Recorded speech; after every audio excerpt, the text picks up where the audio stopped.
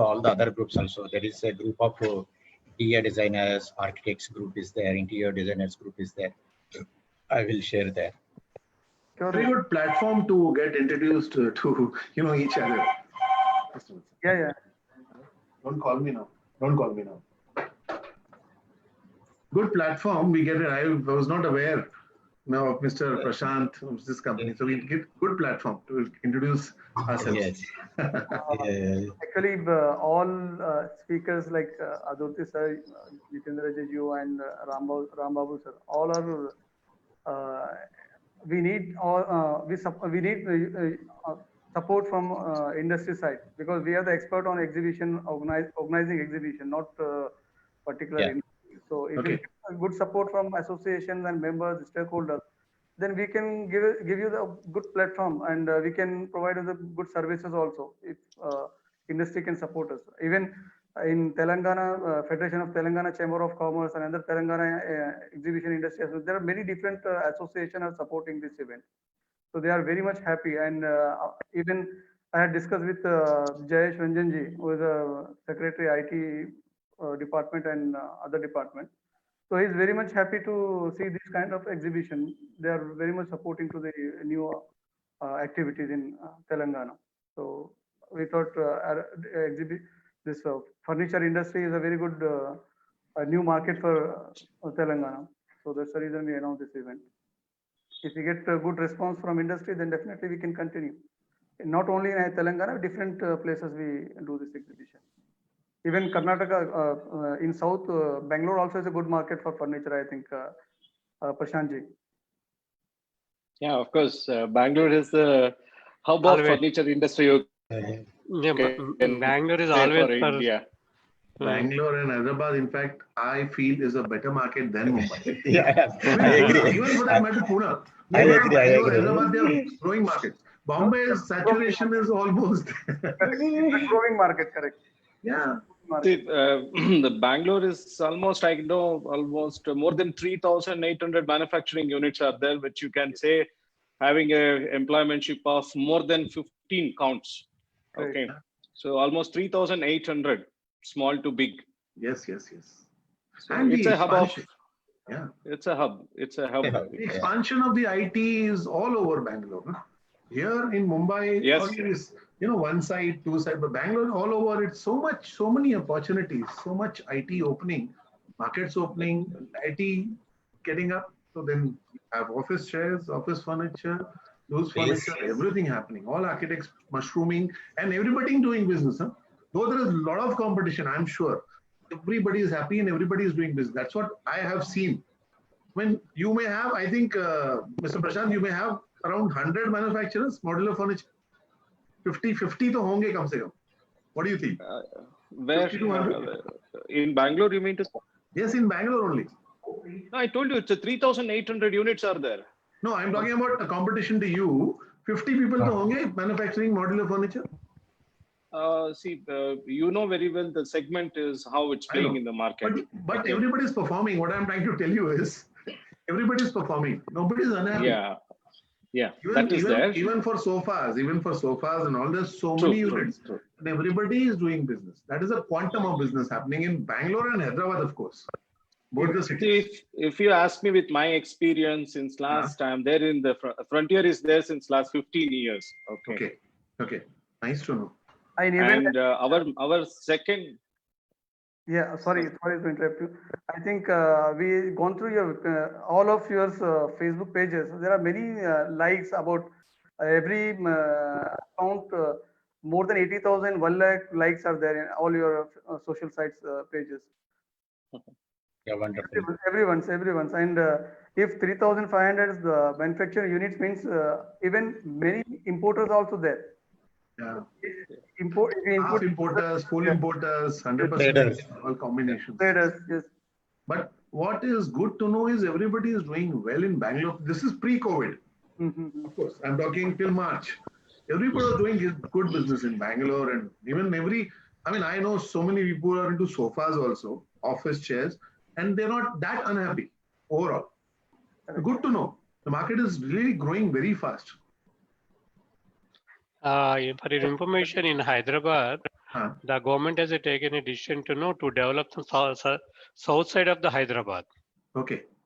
Where you had a lot of vast vacant spaces and all. So they're giving us some opportunity to build the new facilities at those areas. Okay. This particular where now at present is Madhapur, this area already crowded, overcrowded basically. Okay. Now they want to shift for the traffic point of view and to extend the whole city. Now they're they're developing the southern part of the Hyderabad. Yes, before COVID, they had taken a decision.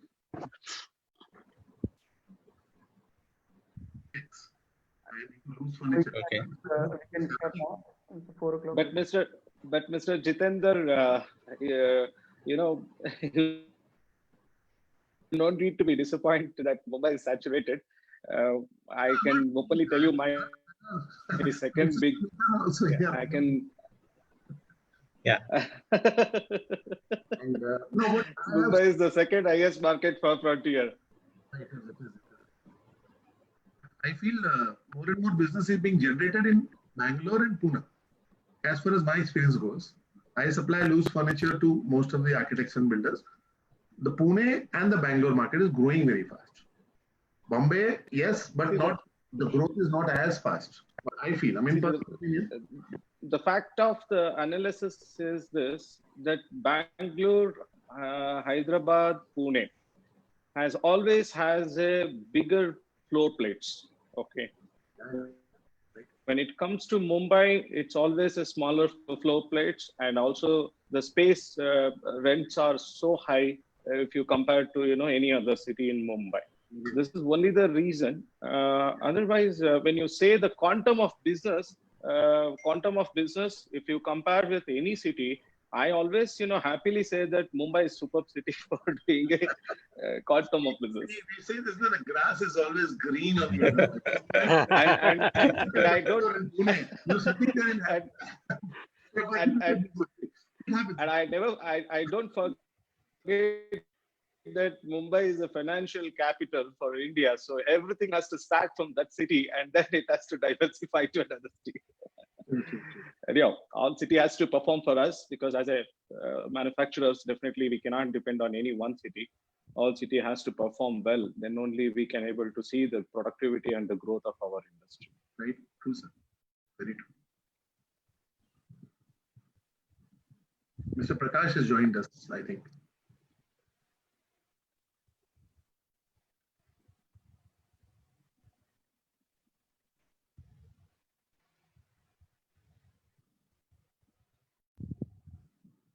Good evening, everyone, sir.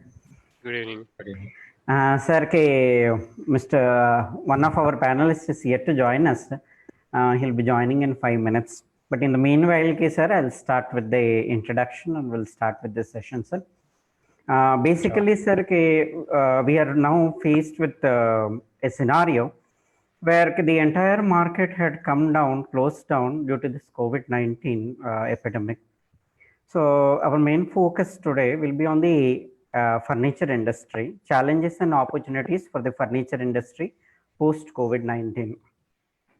So we have seen that the furniture industry in India, and especially the office furniture segment, has grown leaps and bounds in the last few years. The concept of office has just been changing from what it was before. It was just table and chair a few years ago, where when someone said it is office, they used to have tables and chairs only, and the rest were not that important. And from there, we moved on to more modern and efficient offices, where lighting, the furniture, and interiors and exteriors and everything started playing a very big role in this. The furniture market in India has also exceeded $2.5 billion, and in which the office furniture almost takes a place of about 17% in the total furniture market in India. Okay, the opening of the Indian economy, changes in policies of the government, direct foreign investment, and advent of multinational organization in India has changed the face of office in India.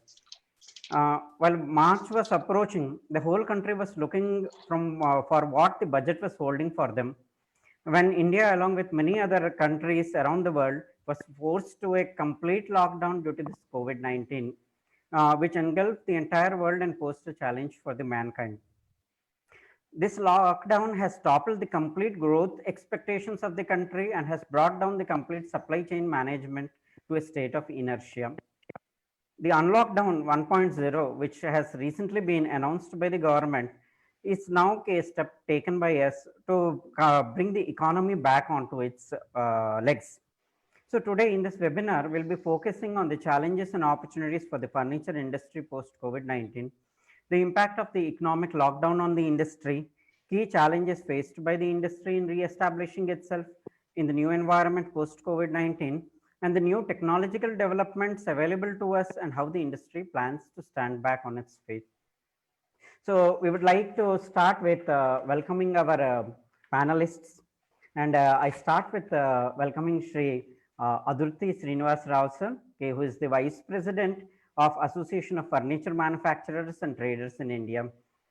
He has completed, welcome sir.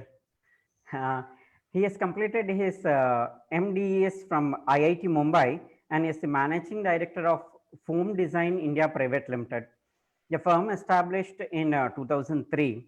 He has been working with well-known architects from India and abroad, and his firm, Foam Design India Private Limited, has been into research, design, and development of furniture products and has been manufacturing furniture for many corporates. The AFMT came into existence in November 2008 as a non-profitable national industry association. It stands as a common platform to voice the competence and capabilities of its family members and create a conducive business environment with professional knowledge. AFMT has been making all efforts to represent and resolve all policy guidelines and other issues with the government and has been working towards providing local market support to its members as well as helping them reach the international market. Our second panelist today is Mr. Jitendra Talwar, the CEO of Smart Seating. He has around 27 years of hands-on experience in manufacturing, sourcing, and distributing commercial and project furniture. Starting his business in 1996, his firm has now foothold in almost all major cities of India and cater to both commercial and home furniture. Smart Seating has been one of the first brands in India to foresee the imported furniture wave and has been able to play a key role in this segment. Smart City has pan-India presence and over 270 companies associated with it from Italy, China, Indonesia, Turkey, and Vietnam. Our third panelist today is Mr. Prashant Bangalore Sridhar, Managing Director of Frontier Modular Designs Private Limited. Very warm welcome to you, sir. Having completed his mechanical engineering degree from AMI in 1999, Mr. Prashant started his dream in the futuration of more cherished entrepreneurial version. In 1999, armed with his mechanical engineering degree from AMI, Mr. Prashant began his journey in the furniture industry. He started his journey as a designer and then went up to take the roles of a production engineer and rose to the position of general manager. In the year 2004, Mr. Prashant, along with his friends, started his dream venture named Fortune Modular Designs Private Limited. Fortune has grown leaps and bounds and has established as a leading player in the industry, positively impacting the lives of more than 350 employee families. Our fourth panelist, Mr. Raghav, will be joining us very shortly. Meanwhile, I welcome Shri G.V. Rambabu Garu, who is an entrepreneur from Hyderabad, heading Excel Modular Systems. He has done his master's in personal management from Pune University, bachelor's degree in law from Pune University, and a Bachelor of Arts from Osmania University. And with more than 35 years of experience in HR and having worked as VP HR in Bangalore. Mr. Rambabu started his venture Excel Modular Systems LL about 6 years ago and are now a leading manufacturers of modular open office systems from Hyderabad. Sir, I request Mr. Adurti Rao sir to start this session, throwing light on the law of demand and supply and its implications of the industry due to breakdown and supply in the supply chain mechanism, and also on the bailout packages for the furniture sector and expectations of the sector from the government. Thank you very much. Thanks, Prashant, for your Prakash, for your kind words. Good evening, friends, and warm welcome to all the audience. Now, the economic slowdown has impacted every industry. It's not just the furniture industry. So furniture is not an exception. When I say it has deeply affected every industry, in a way, this is a very temporary thing, in the sense it's a short-term effect. It will not be long-term. Certain industries, there is a long-term effect on lockdown, but fortunately, furniture industry is not so. Now, when we really analyze how this lockdown has happened and all that, and on which sector in furniture, which segment it is more, it is less, let me share with you some analysis. I would say that the furniture industry can be divided into certain segments. Let me say home furniture, office furniture, hotel and public furniture, hospital furniture. I will come from the down. Let me say hospital furniture. In the month of May, mid-May, I think mid-May onwards, I was getting every day at least 2 calls inquiring about the hospital beds. Beds for the ICU, beds for accessories, the structures, then trolleys. So hospital furniture, there is no problem. It is in fact booming a lot. Similarly, if you see, but for hotel and public area furniture in the leisure areas, there is no good news. We need to wait for long. If you come to the office furniture, in office furniture, if you closely observe last few years, what was happening? In last few years, the escalation in office furniture was mainly co-working spaces. People have started taking the large floor plates, taking the co-working spaces, and just doing the business. That business is rendering down. It's going slow because of various factors. I'm sure that will take further some more time. Other offices, there is nothing less. The quantum of business is there, but people are postponing.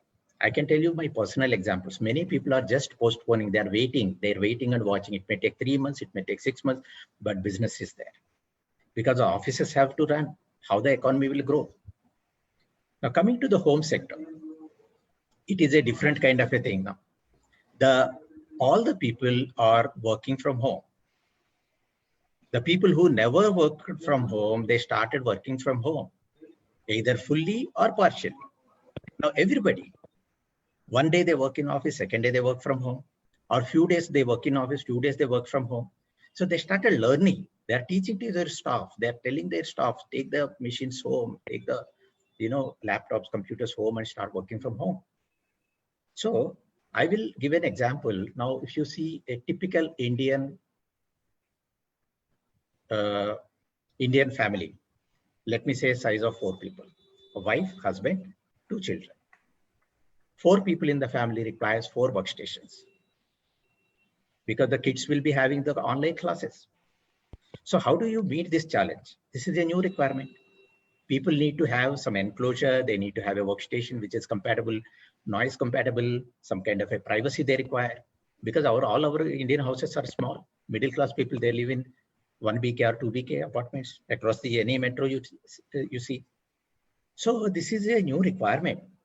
I'm sure that home furniture industry is going to grow, and everyone requires some kind of a study table, printer table. This is a requirement for everyone. Now, how do you address? This is all like a retail business. So online has to come. Online platforms will start. More and more online business will start. And also, I observed one more thing in the home furniture sector. A product which has got the multi-functions, more than one function. For instance, we have been using a dining table as a study table. Similarly, the innovation has to happen. There has to be more and more innovative products which are compact, which are affordable, which are easy to handle, easy to maintain, hygienic, kind of a movable products, foldable products, or disposable products. So the way you do business is changing. The way the people look at the product is changing. People don't want to invest in the long term, at least for next few years. So use and throw kind of furniture, there is a lot of demand for that. People are looking for the rentals. People want to rent out furniture. And multifunctional furniture. You pull something, my friend we were sharing some design concept. You take out the kit from the bed and you just take it out, it becomes a study table. Or you take just on the wall, you put a tabletop and just fold it, it becomes a tabletop and dining table also. So this kind of innovation, there is a lot of need, and this is the need of this hour. Then in office furniture also, especially the co-working spaces, people are looking for some kind of a privacy furniture. Privacy furniture, what I mean is you have to have some kind of an enclosure. It protects you from not only from the COVID kind of viruses, but also some kind of a privacy, some kind of a noise privacy, visual privacy. You put some acoustic treatment you give to that workstation. This kind of furniture, there is a lot of demand. And I'm sure that if you innovate, if one innovates, they will stay ahead. They will take the mileage. Now, COVID-compatible furniture, COVID-compatible workstations, something which even some accessories like screens, movable partitions, compact partitions, dividers, which separate people. So there is already there is a lot of demand people are implementing. And I just want to show you a few some what I'm talking. I'll just show you by sharing my screen.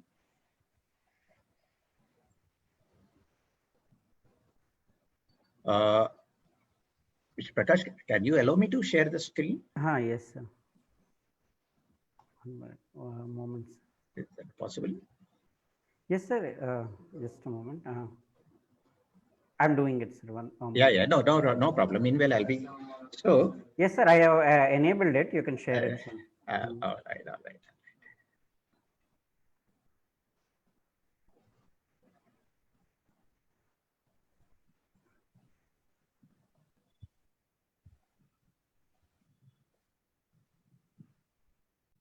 I hope everyone is able to see the screen.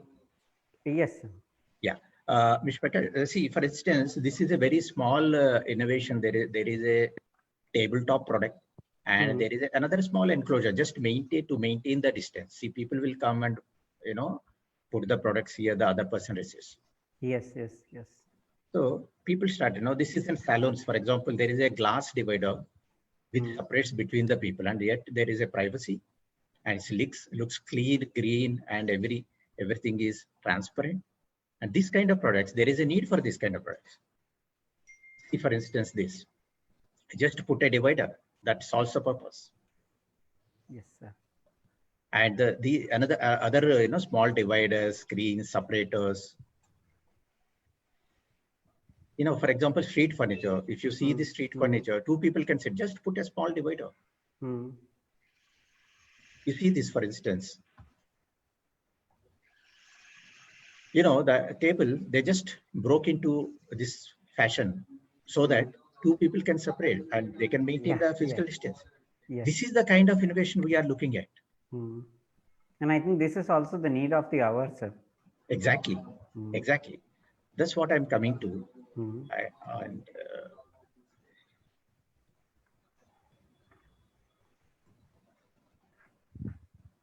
This is an examination, and two people sharing the table with some glass dividers. Yes.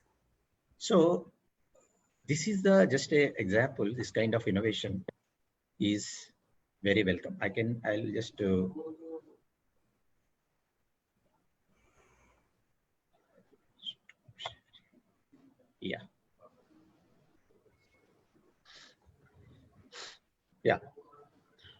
So innovation has to happen everywhere. See, that is the key. Who does the innovation will stay ahead, either in the long run or a short run. Now, having said that,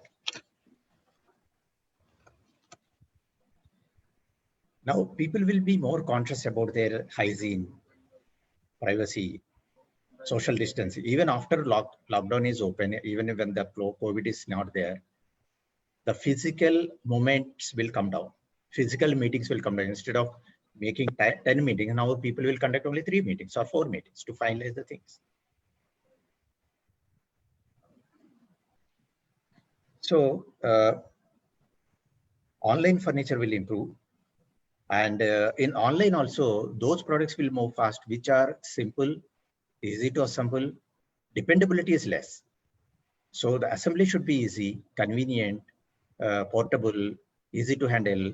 So you just wait for a generation. After that, people will not like to have the workers coming and installing the things. It's like in US, they just, in US people repair their own homes. Even the plumbing, they will have a kit, they will just repair. So those things will come here also.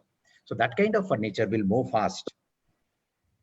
Now, another big opportunity in this crisis is exports. If you see last few months, you see any country, there is a mindset developed. There is a resistance to accept Chinese products across the globe, not only in India, everywhere. So this is a great opportunity for Indian manufacturers to wake up and get into the field. Indian climate, weather is very suitable for the manufacturing. Our educational levels are good, means English speaking is there. Intelligence level is good. So what are the challenges? The challenges are, of course, there are certain challenges which we are going to address to the government also. In the bailout package, these things will come. So one is the land. Land is very expensive in India. Even the rentals are very expensive. Any part of India, it's not only Mumbai. For instance, you take a sofa of 6 feet by 3 feet. It's a 3-seater I'm talking about. 6 feet by 3 feet is 18 square feet. The 18 square feet sofa would cost 18,000 to 20,000 rupees, right? So per square feet, I'm paying 1,000 rupees to 1,100 rupees. To store my product, I am paying per square feet 1,000 to 1,100 rupees. In 1 square feet, if you talk about the other products like gold, jewelry, ready-made garments, you can stock at least 50,000 to 5 lakhs, 10 lakhs. So furniture by nature is a voluminous business. It's a volume, it's a big product. Logistics is very important. Mobility is very important. That is why furniture is highly a localized industry.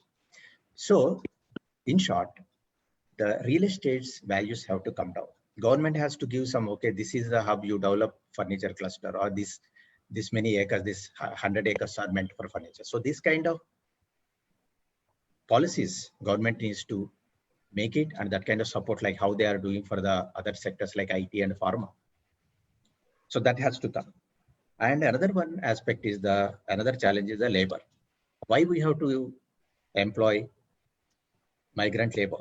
Why we have to employ, why not local? I'm not saying local, any labor you can employ. Why only contract labor? Today, the problem is because of how they're all contract labor, they want to move. Because the labor laws are not very fair. People are scared of employing because of the laws. So the law has to be a little amicable, should be within. I'm not saying that it should be favoring one person. It should be fair to the management as well to the workers.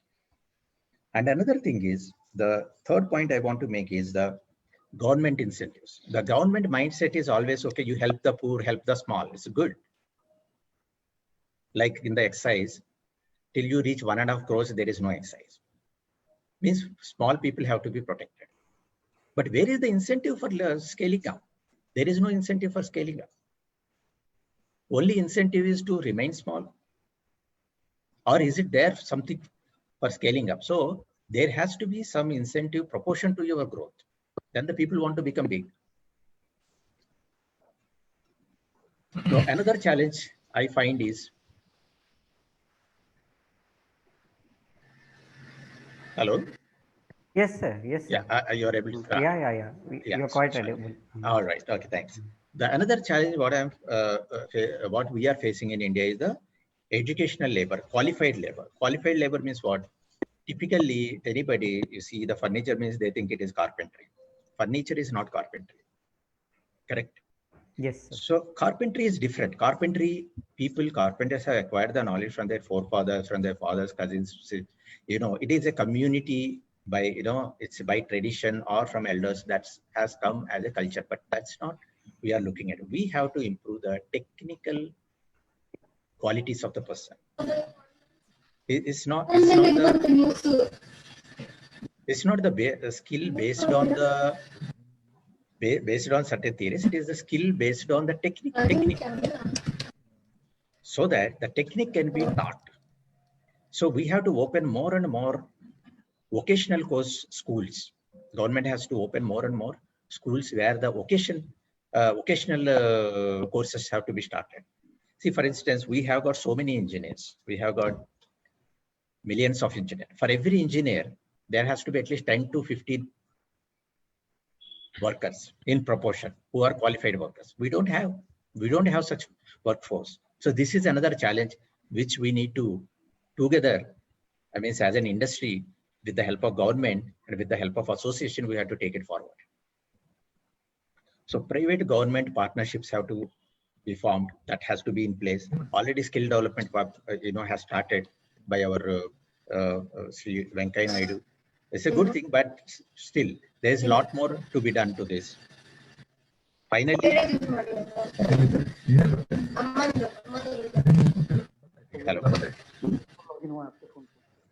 hello. Yeah, others can. Yes, sir. Yeah. So finally, I would say to all furniture manufacturers, traders, colleagues, audience, who is directly or indirectly related to furniture industry. In short, the furniture business is in long run is very bright. There is no doubt about it. It will not hamper our long-term goals. That COVID-19, all this is a very temporary thing. It is going to be for a period of maybe another 3 months or so. I can't say, I'm not very authentic to comment on that. It's just my personal opinion. But however, there is no big problem or challenge. So all people have to come together, form a cluster. The people who are expert in that particular area. For example, somebody is producing the components, somebody is producing the components of a chair, for example, casters or gas cylinders. Still now, gas cylinder, the technology has not been developed in India. So they have to concentrate on that, and then the competitiveness will be improved. Then the competitiveness will be coming and the cost effectiveness will come. Once that comes, they will supply to the intermittent component people, then they will supply to the finished goods people, then they supply to the logistics. So it has to come like a cluster. Once that is achieved, we are no less and we can get into exports.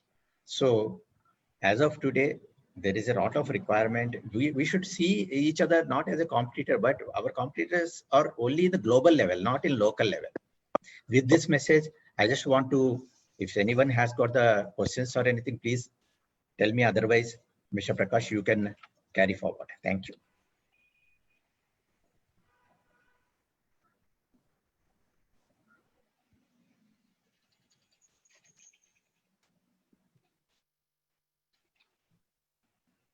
We do have some questions. One of our attendees was asking, many importers are still importing furniture from India, mainly because of price. So what do you see the future for them, sir?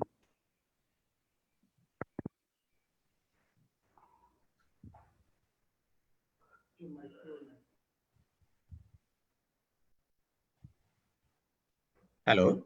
Mr. Prakash. Yes. Yeah, sir. Sorry. You are saying that I mean, from China. From China. From China. Yeah. See, imports, exports finally is regulated by the government, not by the individual or association. Yes, sir.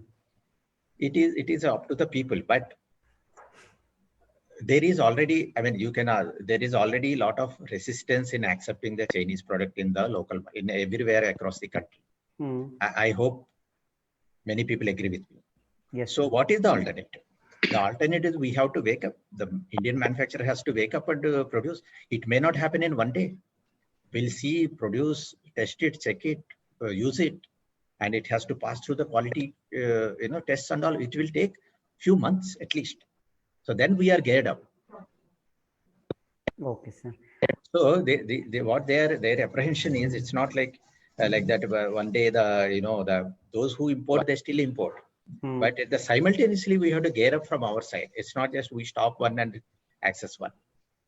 We also have to live up to the mark in international level in terms of the quality, capacity, compatibility, all these factors, and the pricing also. Yes, sir. Yes, sir. Yes. Advati, sir. Yes, sir. I just want to mention about skilled labor requirement. Correct. Exactly. If we require skilled labor requirement, then who will take care of that skill development and all? Because if you have any proposal to government, or do you have any suggestions for government? Because if we want to upgrade, then we need skilled labor, but we don't have that much of infrastructure.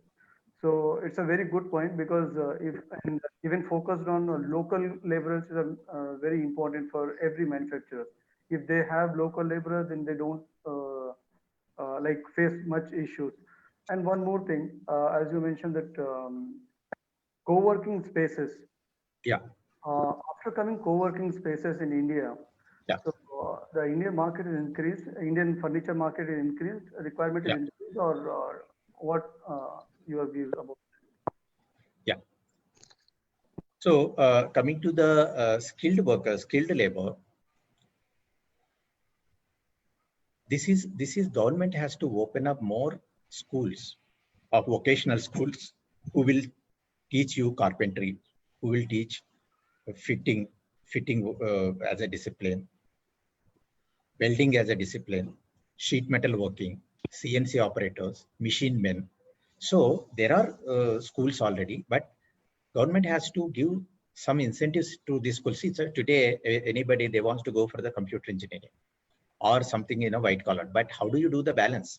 So they have to. Plus, when it comes to the skill development is already there. The people need not have to be highly skilled. They are not qualified people. They have got some experience already working in the industry, but they don't have qualification. Those people, their skills can be improved by giving a training on the machines or giving some kind of a theory. So that is possible with government and private partnership. That is where the industry as an association will come and take a major role. And coming to your second question, that is the co-working spaces. Yeah, co-working spaces, when they started the co-working spaces, definitely there was some overall increase in the quantity of the furniture. The demand has increased, supply has increased, and there was a good business.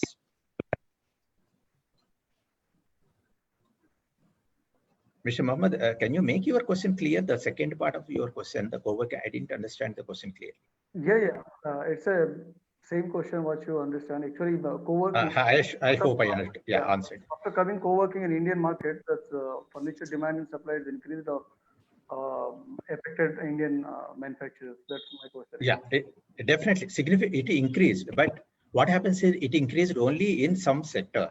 One sector, that sector is office sector. In again, office, it's not a luxury sector.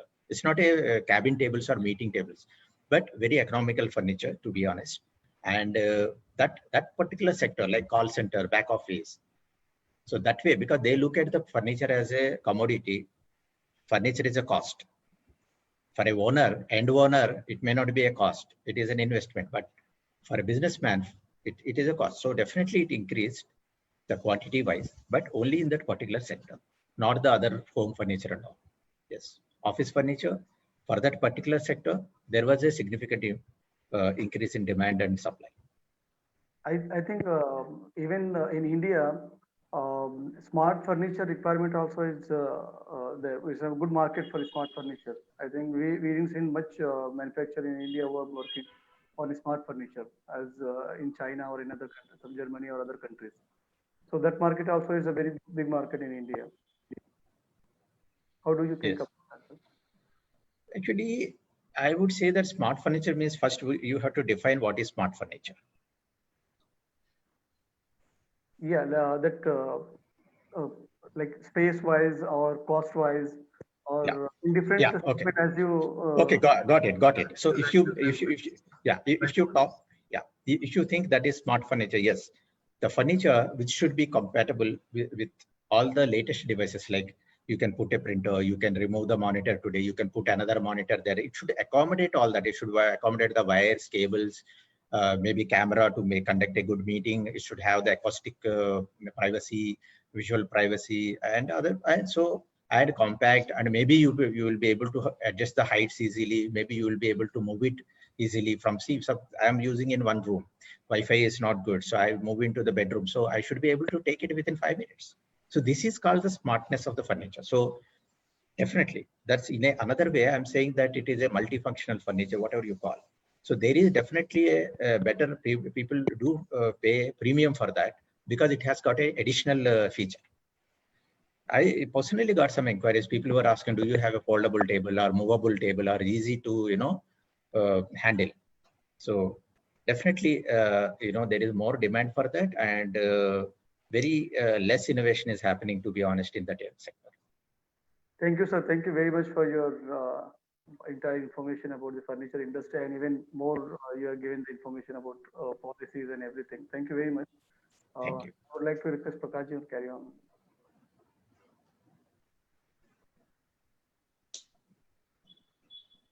Sir. Okay, moving on, sir. Okay, as Rao sir has already said, there is a new sentiment now, okay, where we are opposing imported products from China. So I would like Jitendra Talwar ji to throw more light on this visible changes in consumer behavior on imports from other countries, especially from China, and how the industry looks at meeting this challenge, sir. That's a very hot topic as of now. Yes, sir. Post-COVID, yeah, whatever has happened, people blame China right now for getting COVID into the world. So sentiments, I feel everybody agrees, is all against China. Yes. And everybody wants to, go against China, not import from China, don't use Chinese products. China se kuch nahi mangao, khud manufacturing chalu karo, yahan sab karo. All agreed and done. But are we really ready for this? I mean, I will ask you all, are we ready for the products which are right now? I'm not, see, I have, for the last 13 years, I am based in China, I'm importing from China. At the same time, I'm buying locally. I've met a lot of manufacturers all across India. I'm into basically loose furniture, where I have the cafeteria furniture and the outdoor furniture majorly.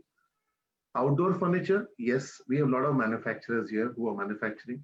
Cafeteria furniture also we have, but I'm talking about especially the cafeteria chairs and these lounge chairs, which are not actually being made here properly. Many of them are copied and all, but I feel right now we are not ready. 100% we are not ready.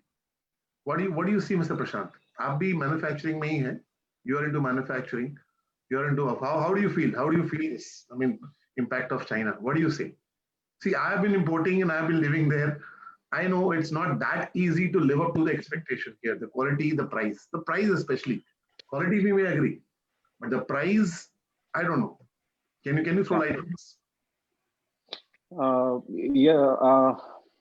Coming to this particular specific question, I have certainly to say something, the background of the industry. Please. See, industries, definitely manufacturing furniture industries has to be a little more focused on the automation. That is where, my point also to be said. One is automation, and second is, what sort of our research and development our industry is working towards the better quality and economic price. Okay, the product should come out with an economic price. It is possible. It is possible. It is not that it is not possible. Right. And I don't want to talk about either China or Europe or any other country matter here. Why? Because we all today or tomorrow we have to compete with those country product. True. Okay, so that is definitely there. That's the biggest challenge. Now, to face this challenge, how are we going to prepare ourselves? See, I feel that to give the best product and in a good cost-effective product, the first thing is design of the product has to be very well. We have to work on designing the product very well. considering the global standards. And second is automation in the industry. And third, how you are, what is your perfect focus? I mean to say, we are all working. For example, you take, one industry is the manufacturing industry. They are manufacturing home furniture, office furniture, and along with some sofas, and also they will work for chair. See, we have to first become expertized. If you ask me, being an engineer, say I will be a now I will background, correct? So I have to be expert in what I am doing. First, to choose that. See, if you take a China or any other furniture manufacturing company, they are all so-called, it is a component manufacturing companies. And one guy will do only cabinets. One guy will do only sheet components. One will do some other. With this, what by adding automation in the manufacturing line. So definitely it is possible. This is the right time to focus manufacturing companies that where I am expert and where I have to play. That is very well, I have to be prepared here. Then definitely, Mr. Jitendra, this is going to be controllable very well, and we can compete to any country in that matter. You actually are directly compared to China, because China right now is the largest or the second largest, but it's still the largest exporter of furniture in India, especially. India, we depend lot of furniture manufacturers even depend for accessories and for components from China. Maybe some are very much dependent on 100% sourcing, but still a lot of things is coming from China, and everybody is still people who are established and who are importing, still importing. Like I also have imported 2 containers of late, even post-COVID, because I am dependent on that kind of, I am not getting, in fact, the local furniture manufacturers, the laborers issue, hamara labor bhag gaya, aaya nahi, all those issues, permission issues, lot of issues are there. Finishing issues are there, quality. I myself, I'm into cafeteria and outdoor furniture, for example. I buy a lot of furniture from locally, Delhi, from Mumbai even, but I think they're not able to cope up either. If they cope up with the price, they are not ready to cope up. They don't match the quality. If they match the quality, they are not ready to give me at that price. So it's still going on. Many, in fact, office furniture, home furniture, everybody is still importing, and I feel they'll still import. Short term, yes, short term, the scenario will change. The sentiments have changed. So a lot of people have gone and, spoken against Chinese imports. Government even raising the import duties. Recently 5%, and again, I think they'll increase it to deter the imports of furniture from China. I'm sure it's a good step, but people who can't live without importing, they'll start importing. They've in fact started importing, and they're already importing. Yes, and the government is getting a lot of revenue also, and that's very important. If you feel China is not a place to import, but still raising the duty means they are still allowing imports, and they are earning the revenue. The share is going to the government also. The government is also a part of it. That's how it happens. Yeah, Mr. Jitendra. Mr. Jitendra, see, these things will not happen in 1 day or 2 days. See, for instance, I agree. You see, in 1980, what is the size of the software company in US? What is the size of the software company in India? Today, what is the size of the industry in US and what is the size of industry in India? Because Indians have picked up software only after 1980s, there was nothing. But in the US, it was still they were having the sufficient things in place. So it may take some time. It will not happen immediately, but there has to be a start. There's always a start. So there is, but I feel personally starting from promoting furniture, getting permissions, renting or buying land, taking permissions, fire permissions, BMC permissions, these permissions. It's not an easy ride, to be frank. So that is what I have mentioned already. Real estate. Very clarity on this. Maybe 3 years, 4 years, 5 years down the line. Yes, it's sure. But even right now, sitting here in June 2020, I feel it's still not easy manufacturing or starting furniture business on your own with manufacturing here in India. I just wanted to come in. I just wanted to come in this. I think Aditya sir, Indra's query about importing from China. Maybe your requirement is completely different. That maximum you depends on Chinese products, right, sir? Jitendra sir. Yeah, no. I'm buying locally also. Yeah. What I'm doing is I'm doing entirely office furniture, cafeteria and restaurant furniture and outdoor furniture. I'm not doing home furniture at all.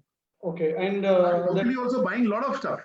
But the local guy who is also one of the biggest in Maharashtra is sourcing components from China. Like suppose, for example, I'll tell you a cafeteria table base I buy. So the base plate he imports because he's not able to make it here at that particular cost. Top pipe he's making, but the base plate he's importing. So depending on China to import. So what I'm trying to tell you is that only. It's not that I'm 100% dependent on China. Yeah, obviously, right. Rao sir mentioned it is not happen immediately. It takes some time to. I agree. All these things, and this is a platform where we can discuss our internal issues and everything, and we can come out on one platform and we can introduce to the government. Then government will consider all our issues. So this is the platform where we can discuss about this. True. Thank you very much, Jitendra ji, and Prakash ji, you can carry on for the next speaker. And we welcome Mr. G.V. Rambabu ji. Yeah, hi guys, how are you doing? Thank you. Can you hear me? Yes, sir. Yes, sir. Yes, welcome. Yeah, actually, I think you need to change the name, I believe. Yeah, yes, sir. That's Raghav Virjaji, and my company name is Marvel Seatings. I do operate from Hyderabad. Yeah, due to some reasons, I had to come to the hospital. That's why. Sorry for that. The main thing is in Hyderabad, I was one of the main suppliers for this co-working offices. So now before lockdown, I had given furniture to a couple of companies, nearly more than 100 seatings. Did you receive your payment? No, not really. Okay, unrelated. But the thing is, But the thing is, now they are on dilemma whether they would continue with the co-working office spaces, or they are asking are there any different types of furniture? Like in the beginning of the video the meeting, I think Mr. Aditya Rao sir was hi sir. He was saying that there would be some partitions or some things which separate the person to person. So the main concern is, even though now the offices are open, but people are not really wanted to come to the office. So especially the architects also asking, is there any option that we can do something like maintain social distancing? So mostly I prefer the open desking, not the cubicles. Yeah. Mainly I support. So, but when we come to the open desking, it is not that much awareness socialism will be having. So what would we suggest for that? Yeah, actually the entire space has to be redesigned, keeping some aspects like the social distancing in mind, physical distancing, privacy, less contactable opportunity, less contactable scope. You have to incorporate in design. So the entire space has to be, it is possible. You have to modify, you have to have some kind of a barriers between the people. It is possible, but one needs to redesign the entire thing, keeping in mind the, compatible with the COVID norms. Yeah. So it is possible. It's not, but all the new offices, definitely people do to some extent the redesign, modify to accept and COVID norms. So that is going to happen. And as Jitendra said, most of the customers are habituated to take the furniture from China, because the model or the prices or the designs what we get from China, even though if you are giving good price in, especially I speaking of Hyderabad, I'm not getting the exact models or designs. So actually here we are not against China. See, please remember what I said is, today there is a sentiment. There is a hesitance. If, for instance, you take in the government sector, Government sector, they stopped buying Chinese products. They are encouraging the local products. So not only in India, it is happening across the globe. In US, it's Europe, everywhere. So there is an opportunity for the Indian manufacturer. There is an opportunity if you really work hard, put your brain into that, do a little bit of research, make samples, test it, check it, do the cost evaluation. There is a big exercise to be done. So if you really want to, because if that is not the case, we would have done long back. We would have manufactured everything in India. Why we were waiting till today? Because we did not really do that exercise. You need to go into that. It may take 3 months, 6 months, 1 year. One is to develop that technology. It's not a rocket technology. Even the rocket technology we developed so well. Software we had done so well. So why not? This is not a big challenge. It takes time. People have to have a mindset. People have to work on that. There is an opportunity. It's all up to you who will take it. So we are not against importing or against this. There are traders in AFMT, for example. We are manufacturers and traders. We are representing both. We want both. So we want the total industry has to grow. And we wanted the Indian manufacturer to have a presence globally. He should have a global competitors. Why it is not possible? It is possible. Then you will see altogether a bigger picture. Your paradigm will shift drastically. So we are aiming for that. I mean, if somebody wants that, let us move in that direction. It takes hard work. It takes time. It takes energy, mindset, skill development. So many challenges are there. But if we start moving in that direction, it may happen in the matter of time. So we are not against anybody importing. This is the general facts we are sharing. That's all. Yeah, and actually I'm an entrepreneur. Yeah. Yes, sorry. Go ahead, sir. Yeah. No, please. You are continuing, Mr. So I'm really most positive guy, but this year the most negative word is positive. Because of Yes. How should I take the things in taking the next level? So when, as per our friends or whatever the clients are saying, till January there is no scope for the furniture. So there is no scope for buying a new kind of furniture. So what are our team use? It's again, I'm telling, this is a temporary. See, it doesn't stop your long-term goals. Your long-term goals should be 5 years down the line, what you want to be, where you want to be. It should be of that. So maybe 3 months, or it may last for 6 months. See, if there are some floods, what we would have done? We are all, suppose we are agriculturalists 100 years back, there are floods. So 1 year, you are gone. So natural calamity, we just think this is a third world war. Bio. So, bio world war. After First World War, so many countries. See, after Second World, how Japan has picked up. So it takes time. That's fine. We should be positive. अभी आपको हम लोग को सबको we should see that दाल रोटी मिलेगा तो should be happy, isn't it? Yeah. उसमें क्या बुरा है? Nothing. And one more thing I just want to tell you: when there is no war, all the soldiers, they don't sit idle. They sharpen their tools. They sharpen their weapons. So we all have to have our tools ready. Proper website, proper digital marketing, proper things in place, proper research, and properly you evaluate your product. Think about your product. Make the designs available, R&D available. Yeah, some kind of innovations are even. So all this all takes time. This is the right time to do it. Keep yourself ready for the war. Yes, sir.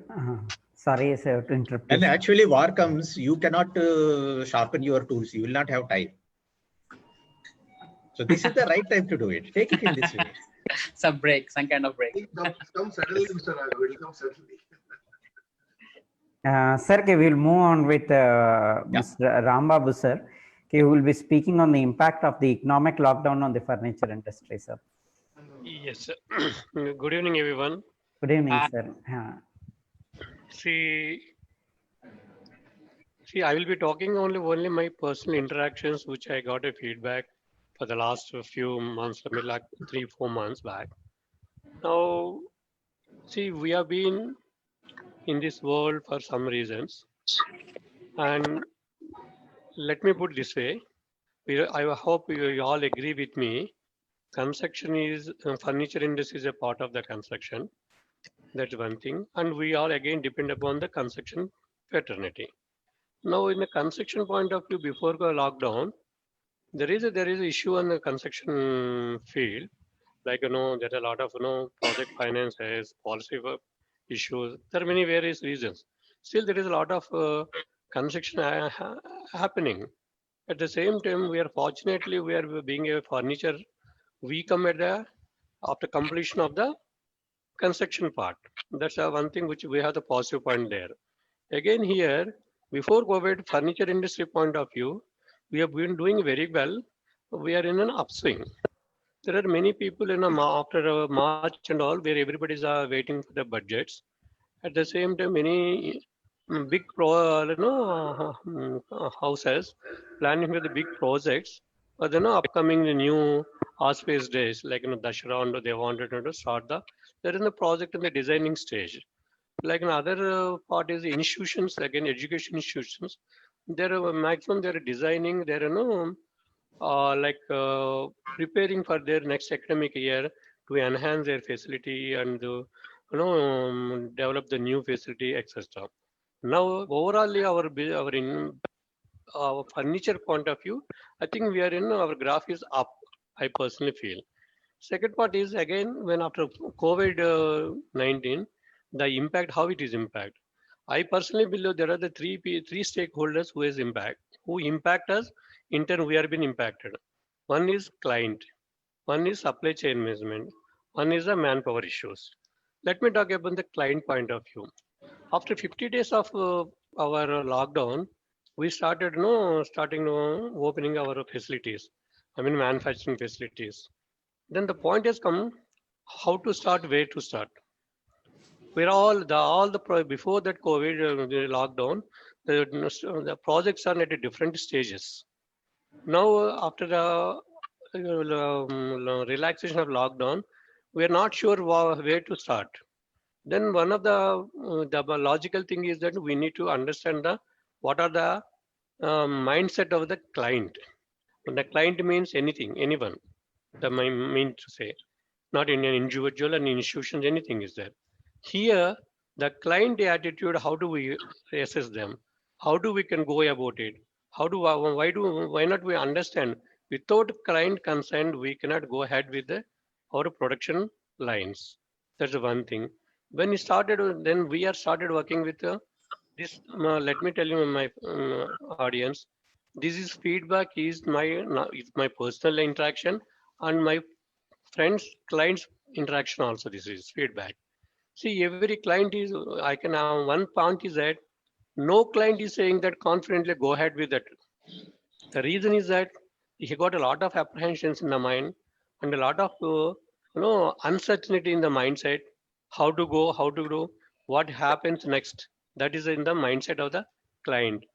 There is in a client mind, there are existing projects are there where he says that no, go slow right now for some time, he says. Whereas in advance paid, again, they informed us.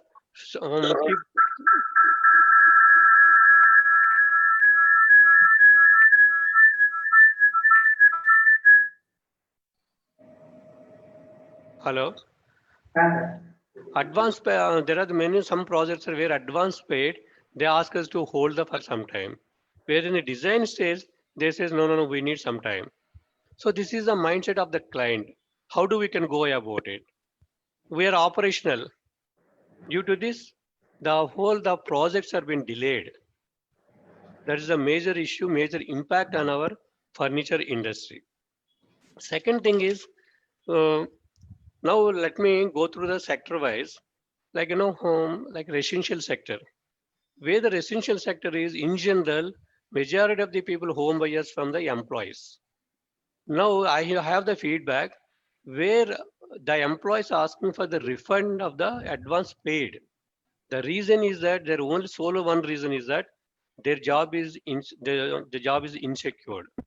We don't know whether we have the job or not. we may be able to pay or may not be. So this is one of the solo reason that they are not asking for the.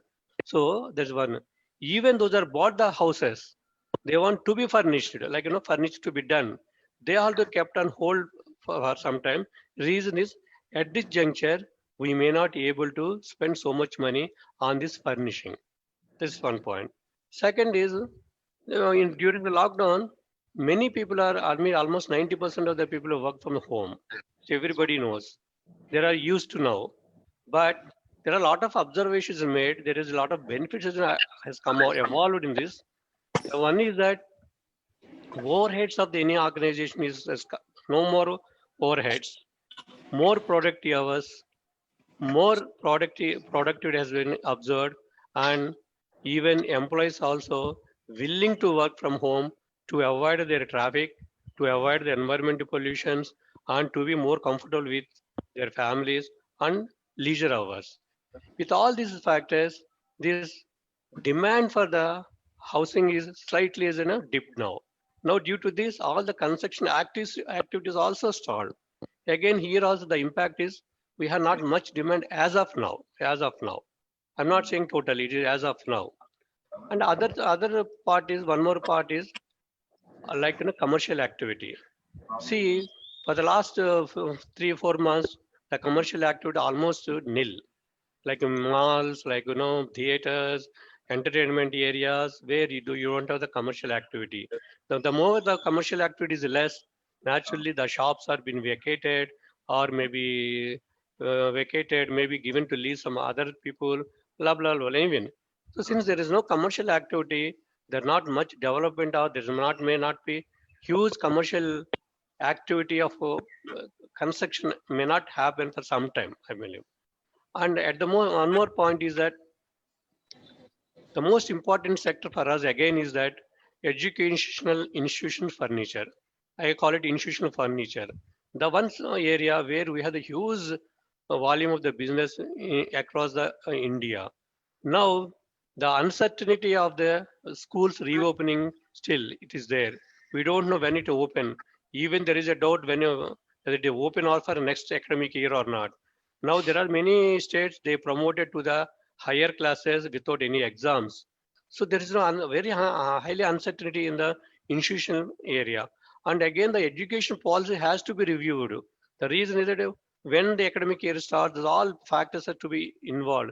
Till then, the promoters of the institutions are clearly said to us, no more production of the institutional furniture at this stage. Since they don't get any fees from the people, so they don't have money to pay it. There's the one fact is more. And with all that disease, there is a one common fact is that there is a liquidity of cash problem. Nobody want to spend at this step. They may have money, they have a lot of apprehension in the mind, so they don't want to spend. If they want to spend, they want judicially, they want to spend for their utmost important factors. That's one thing. Maybe this is one factor. But dear friends, it's not this, I'm not demoralizing anything. It is the impact of the furniture industry due to COVID. Yes, as Mr. Rao said that we have the very good business. There is a business. When the door opens, we don't know. When the vaccine comes, we don't know. So there's all uncertainties, apprehensions in the minds of the people, not only clients, with the manufacturers, with the suppliers. That's one thing. Now I move to the supply management. Somebody will be talking to you, I believe. I'll go to the manpower issues. Yes. Everybody knows that the manpower, the migrating laborers already moved to their home destination. Still, there are many people are moving also. Yes. And there are skilled laborers. There are some people are there.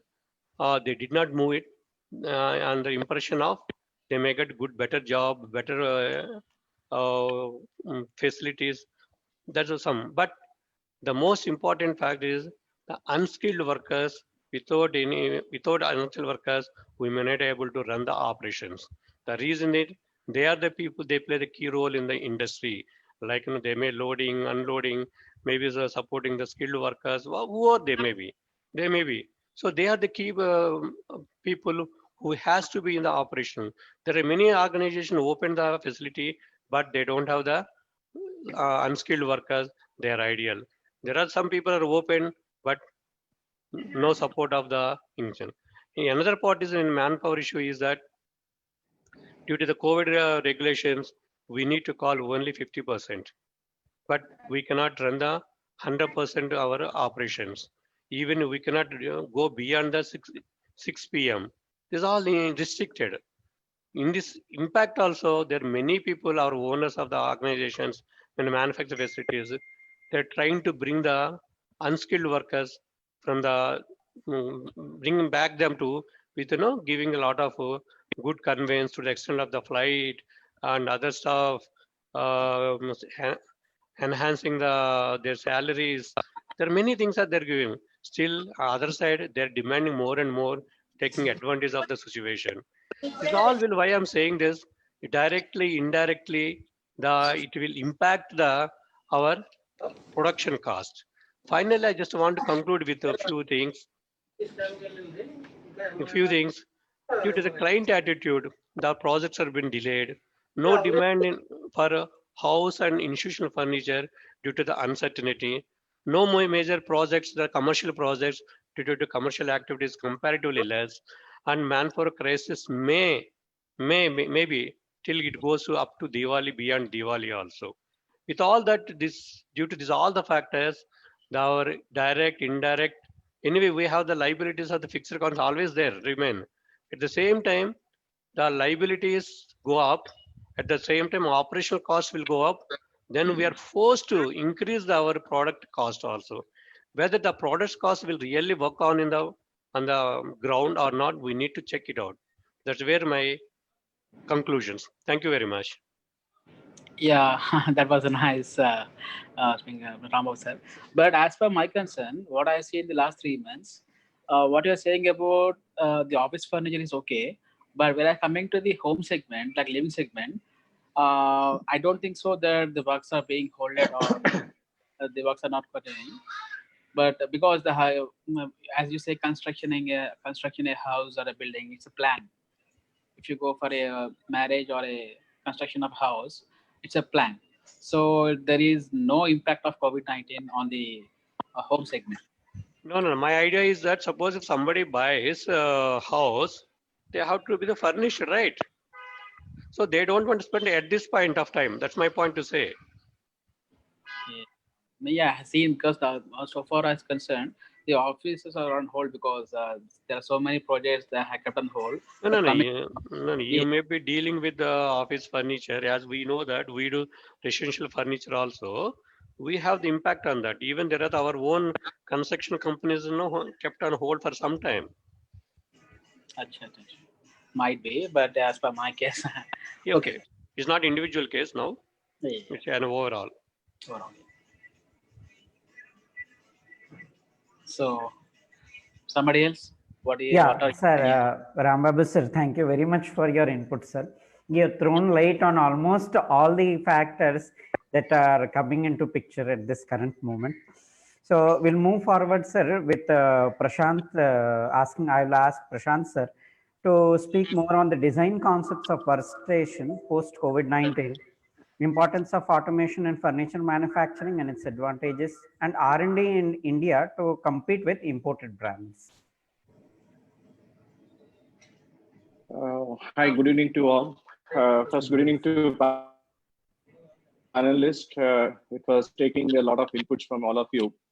And most of the questions already questions are already came out from the panelist itself to me to discuss about post-COVID seating system design, seating arrangements and its design.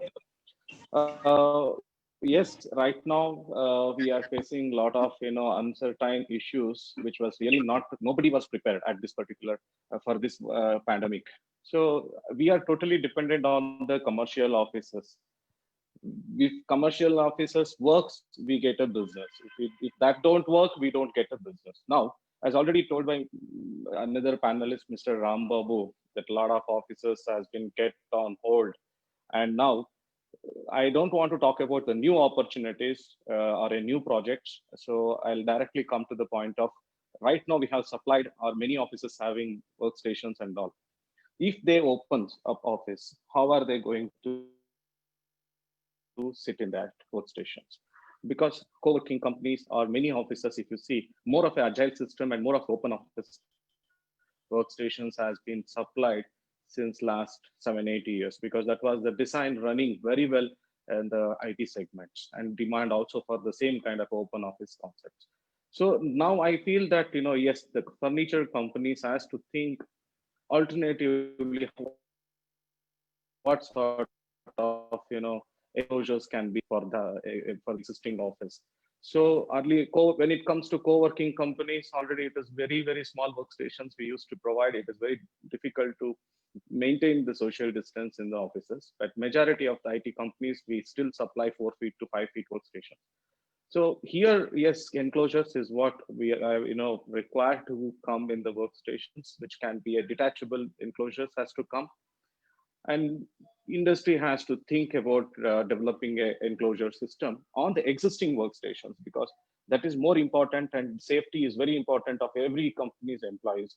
So enclosures, I say it is very important. And secondly, open office system demand may little more come down because of this reason, COVID reason, and it may, again, in this situation, client may definitely ask us to provide a normal panel based or a tile based systems. So because there, the more privacy will be there and distancing can be maintained very well.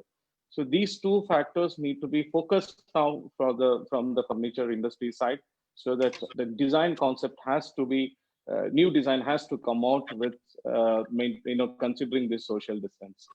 I can say this about the design part. And I don't think any more, any more development is going to be happen in the workstation apart from these two at present, because as we all know that COVID is going to be in next 3 months or 6 months, and till vaccine comes, this kind of R&Ds are required.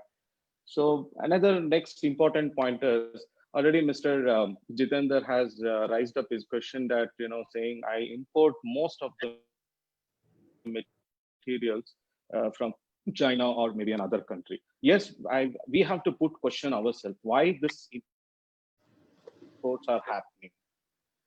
So because of Mr. Jitender himself has told that the quality, design, and cost. So these three are the major concerns to import the furniture from China or maybe any other country. It can be even Malaysia, can be even US companies such as Steelcase, we take Herman Miller. Yes, we as an Indian companies, we're really lagging in terms of research and development. So we have to really look on this subject. Every company, if they come out with a new innovative ideas, the possibilities to compete with imported brands. So of course, as already Mr. Rao said that yes, there must be incentive for to be provided from the government.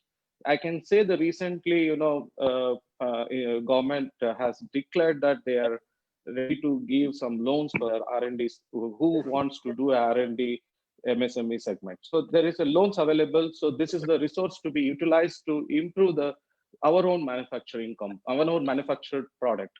With this, what happens? Definitely one day, today or tomorrow, we will be ready with our product to compete with any multinational companies. This is what my, strong advice here to the manufacturing companies. See, make in India, as you said, that some components people is importing and adding up into the workstation. Yes, this kind of a collaboration is there, not only today, it is since long it is there. But we have to divert to completely manufacturing, completely V2 manufacture. We have to work on it. And since, as Mr. G.V. Rambabu said, there is no work, not much work happening. So it's a time to think what we can develop here. So the development side, we as a furniture manufacturing companies, we are very, very bad. That we need to accept it. Otherwise, if we don't now at least think about it, I'm sure we cannot able to grow up as we are, being as big. So the most important is R&D. Now, along with the R&D, there is a skilled labor, skilled engineer, skilled laborers is also required. As far as my knowledge, there is a skill training skill training institute is there in Bangalore. It is called Indian Institute of Wood Technology. It was established in 1938. It is established in 1938, where even many of my engineers have gone there and they're trained for the machineries and they have seen the process, how it goes and everything they learned.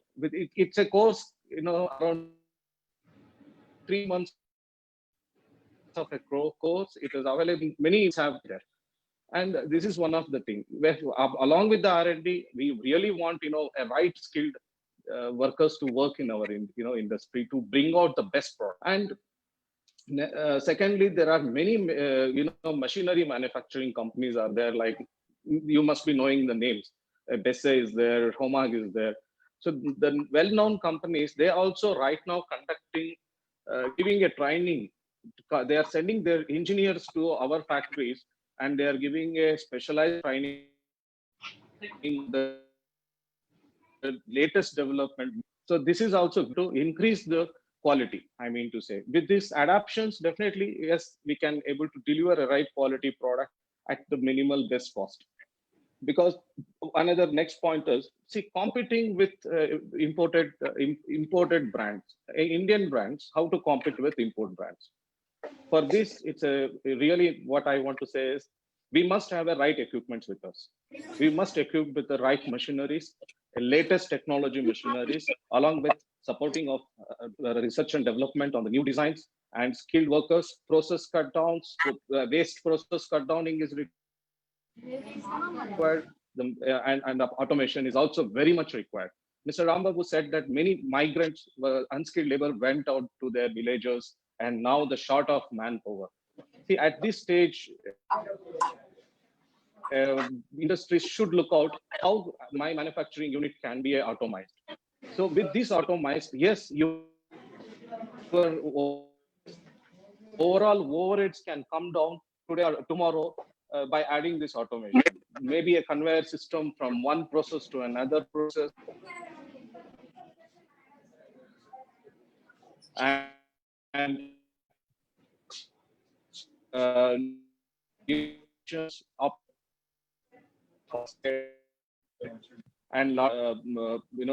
material handling equipments also are very good cost today. So by implementing automation and your overheads comes down, definitely your productivity will increase by the automation, and automation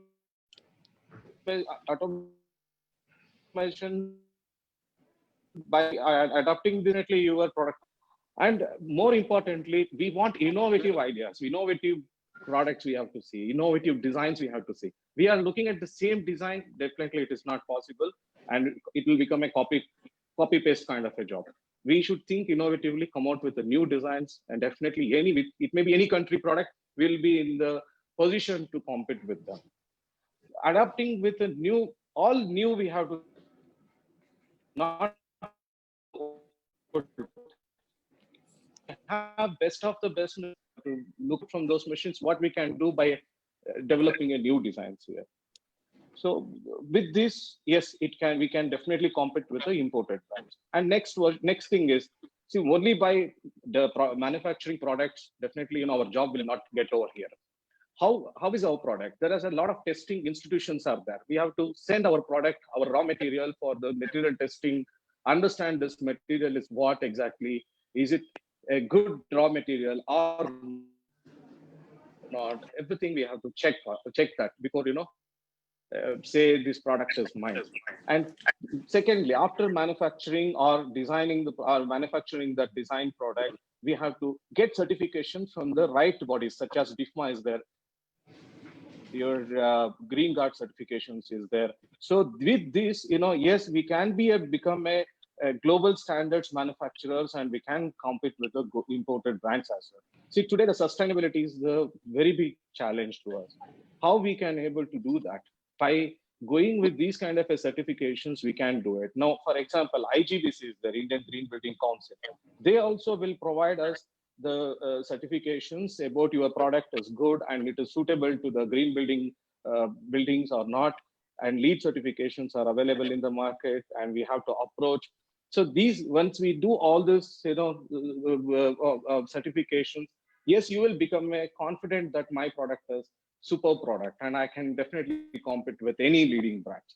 So these steps has to take by the manufacturers in this time. So as Mr. Rao said, not at the time of war, we have to think about, sharpening our tools. This is the time we have to think to sharpen our preparation. These are all the preparation time.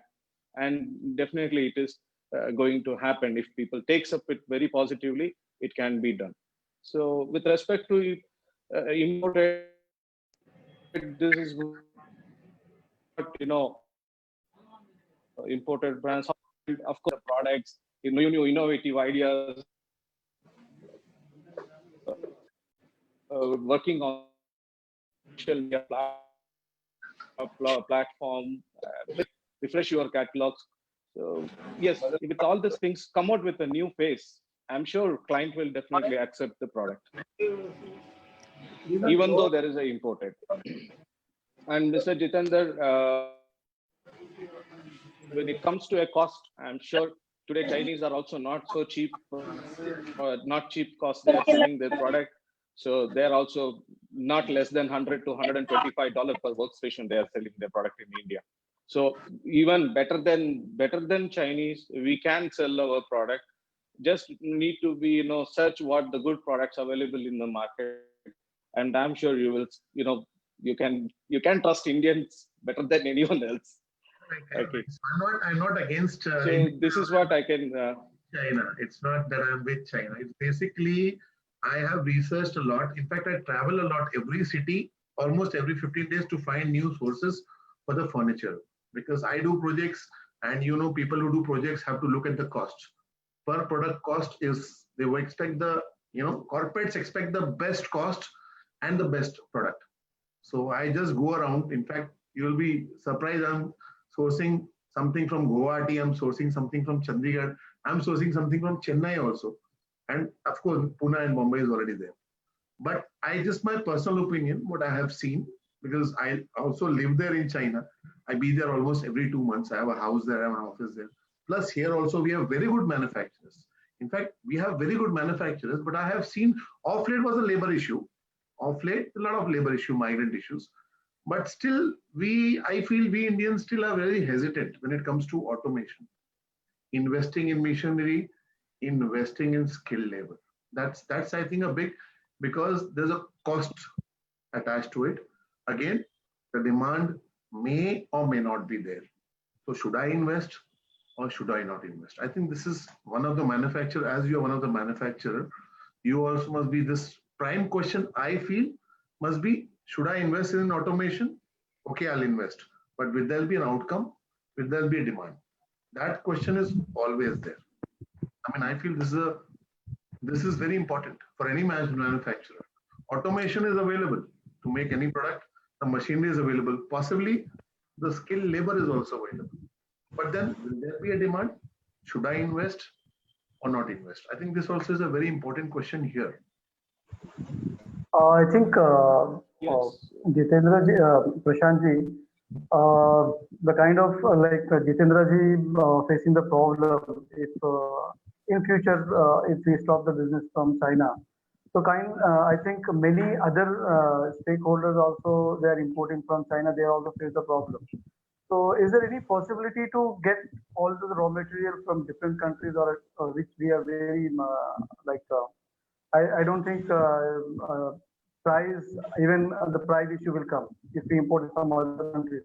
But ultimately, if you go to the market, then if you're giving good quality, then definitely you'll get a good price also. So just like Prashant is mentioning about that quality, if we are providing quality products, then we'll get the prices also. Many people, they believe quality products also.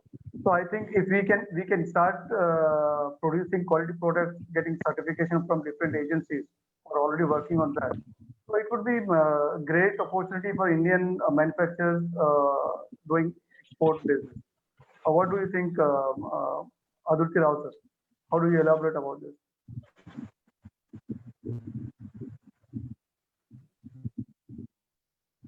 Yeah.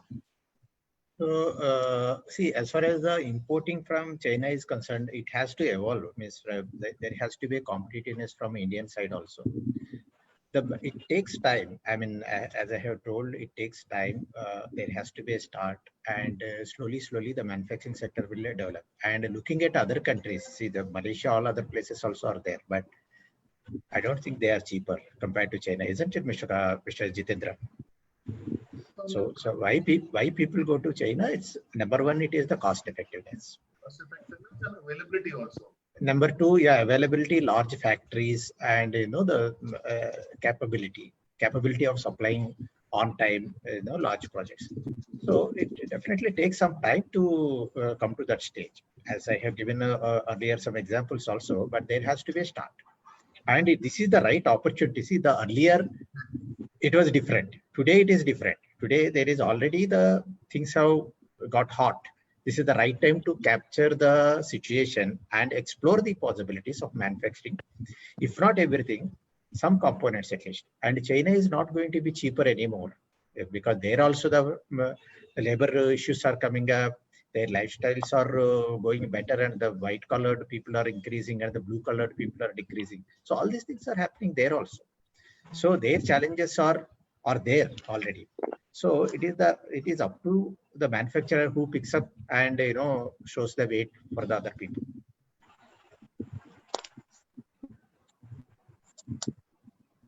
See, I'll just add up another word. See, price-wise only cannot the product. Definitely, that is a wrong way to identify or sourcing it.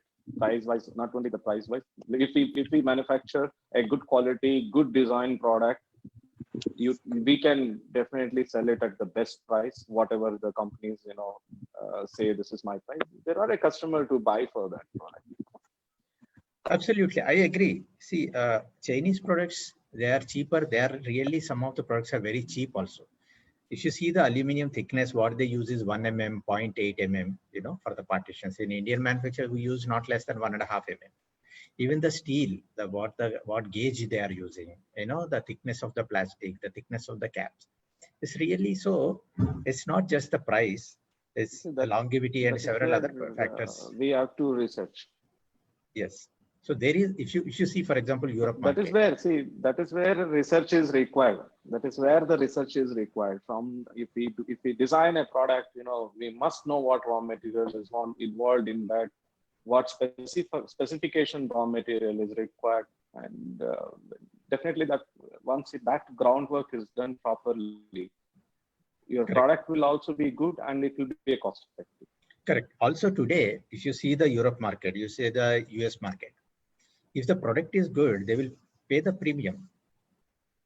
There is a market. Absolutely. There is a huge market, and there you earn the better margins. In fact, instead of fighting for the the lowest to lowest, you give some features in the product, give some value inbuilt in the design in the product itself, in terms of the longevity, in terms of the design, in terms of the finish. And when you show the value, people are willing to pay for it. All Europe market is like that. The US market is like that. So why should we compete with the cheapest of the cheapest product? Yeah, I agree with Mr. Prashant about the quality.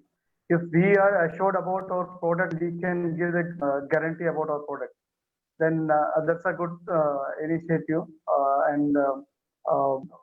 Of course, we need some more strong awareness about the quality and pricing part.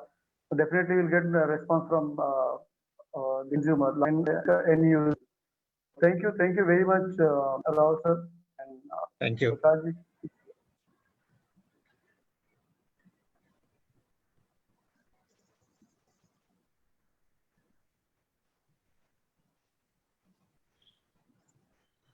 Thank you very much, sir, for your valuable inputs.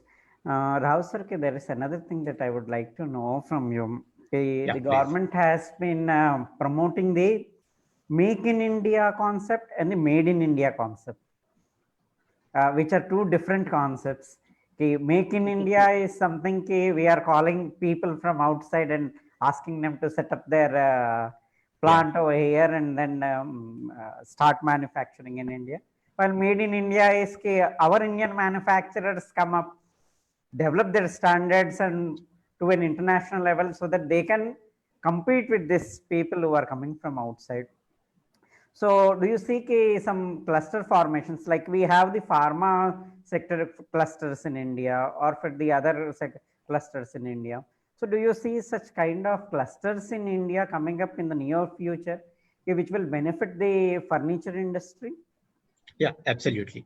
So in this aspect, in our AFMT as an association, as a furniture association, already working on having a dialogue with the government, respective authorities, and discussing on these aspects of starting a cluster with the help of the government. So then the entire industry will arise. And as you rightly said, see, today the entire world is interdependent. Nobody can manufacture one single thing. It is depending on, for example, even in pharma sector, we are depending on China for the raw material. So interdependence is there everywhere. So in this context, what happens is, make in India. So we make 80% made in India, maybe 20% we are doing the imports. Some core products, for example, in the chair, the gas lift is a core product. There are very few gas lift manufacturers in India, right, Mr. Jitendra ji? So hardly anybody is there. So still maybe we may, even there is a auto reverse gas lift is there that nobody is manufacturing in India. Even in China, there are very few people. So the thing is that the core competence, core products, core hardware, maybe we can still import and make in India. So the rest 80% is Indian, 20%. So slowly, gradually, one day will come where 100% will be the Indian manufactured. Made in India completely 100%, and that will be exported to US or Europe. So that will be that is not impossible if we start working towards that. And the cluster formation, what happens is the entire market will rise. See, in any other sector, like how the pharma city is coming, cyber city is coming, pharma city is coming, the software parks are coming. Why not furniture hubs? So it is going to happen. The association is actively working on that, and several discussions are happening. I'm sure in near future that will come. There, all the people have to come together. The association has to, all the other people, I request all the panelists also, please join in AFMT. We'll take it forward. We'll take to the next level. With especially the associate, like, these media companies, which they can also help us connecting various people together. Thank you very much, sir. Just like Prashant sir was told us, like about more than 3,500 units are there in Bangalore. Then I think G.V. Rambabu sir, even in Hyderabad also, I think how many manufacturers sitting in Hyderabad who are involved in the furniture business? But frankly, I didn't know much number. I'm sure there is 40 to 50 other modular furniture are there. Because we are discussing about clusters, then we need to know about many manufacturers are sitting. If we can take in South India, like Telangana, Andhra, Karnataka, Tamil Nadu. So maybe about 6,000 to 7,000 manufacturers there in southern region. Yeah. Mr. Prashant told already 3,800 at Bangalore itself. There may be other parts of the Bangalore. There may be Tamil Nadu. Yeah. Tamil Nadu, yes, there are many, I believe. It's more than that, I believe. It will be more than that. So immediately, I think we need to prepare one proposal for government to consider this segment. Right, Rao sir? Yeah, absolutely. So now we are coming to conclusion. Thank you very much, everyone. It was a very pleasure meeting all of you, and it's a good experience. And who have joined this webinar, they are also express their positiveness about this webinar.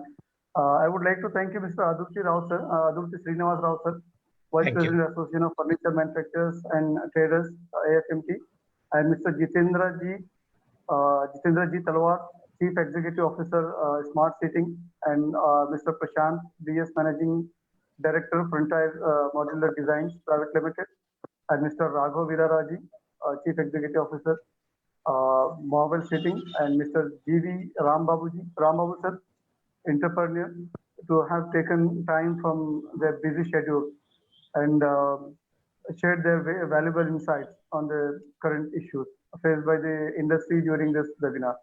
I would also thank all the attendees to have joined this webinar and hope that this session was successful in shedding more light on the challenges for the furniture industry, the new technology development and other issues. Thank you very much. We hope that we as a nation have the strength and desire to see that our economy stand back on its feet at the earliest, we hope, and recovers at the fastest possible rate. And hope the government and people play their respective roles in the best possible manner to make this recovery at best possible time. I once again thank you all and wish the best for the industry. It's stakeholders. Thank you very much, sir. Thank you very much. Jai Hind, namaskar. Thank you. Thank you. Thank you. Sir, I would like to now end this webinar, sir, with a note to thank everybody, especially Rao sir and Rao sir, Prashant sir, Rambabu sir, and others who have taken time and shared their valuable inputs over here, sir. We look forward, sir, to having more such webinars, and you can provide us your inputs on what topics which can be covered in the next webinar, so that it can be made more productive and reachable to more and more audience. Thank you very much, sir, once again. Thank you. Thank you all. Thank you. Thank you. Thank you, Mr. Prakash. Thank you, sir.